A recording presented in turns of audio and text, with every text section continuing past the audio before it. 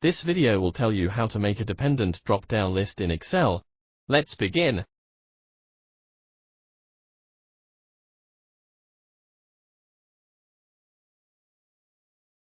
Type the entries for the drop-down lists like the screenshot shown.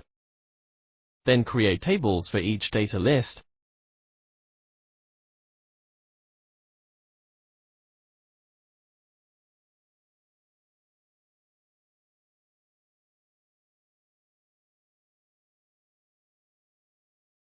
Create range names for the main list and each dependent list.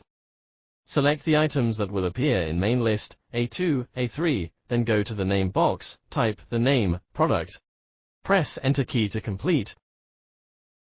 Then repeat above steps to separately create names for each dependent lists. Here name second column, B2, B5, as fruit, the third column, C2, C6, as vegetable.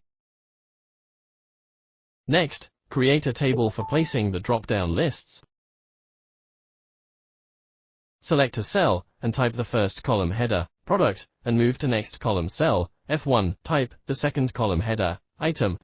Select these two headers, E1 and F1, insert a table, notice that Check My Table has headers option.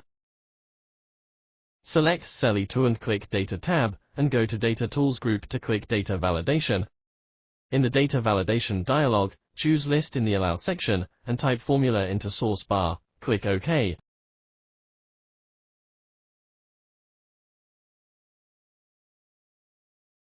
Select cell F2 and click Data tab, and go to Data Tools group to click Data Validation. In the Data Validation dialog, choose List in the Allow section, and type Formula into source bar, click OK.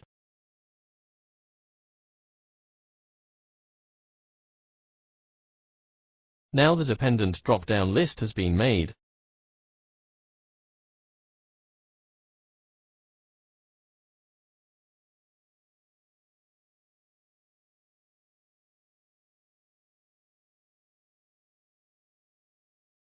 Type the entries like the screenshot shown.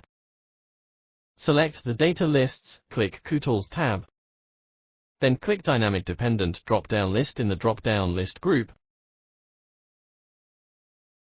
In Popped dialog, choose the mode based on your data arrangement, then choose Output Range.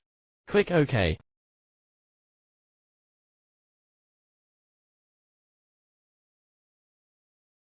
The dependent drop-down list is done.